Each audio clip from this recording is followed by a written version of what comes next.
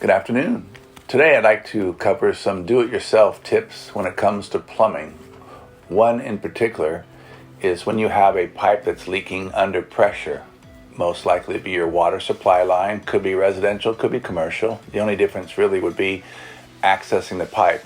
So preferably it's above ground and you can actually see where the pinhole is. That's typically what happens, is there's a small pinhole.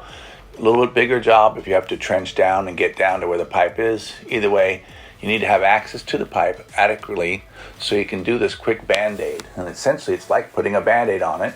You'd want to use the inner tube from a bicycle tire, and you would cut it and you would fold it over a couple times to give it some depth, cushion if you will. And then you use clamps. Those would be those silver stainless type clamps. I don't know what the name of it is. I have an actual example of one right here. These clamps right here, I don't have the actual typical name, but preferably a stainless steel one, which I can get you stainless steel if you're interested in stainless steel, but because they don't rust.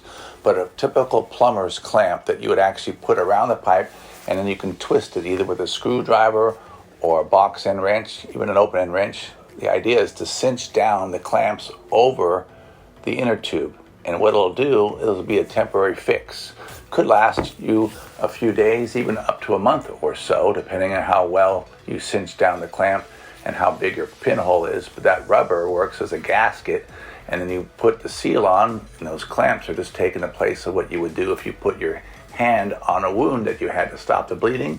It'll stop the water, and it works extremely well until you can get a plumber out or when there's parts available. Oftentimes these problems happen after hours, there's no parts available, and you can't get the plumbing replaced. Again, often it's copper.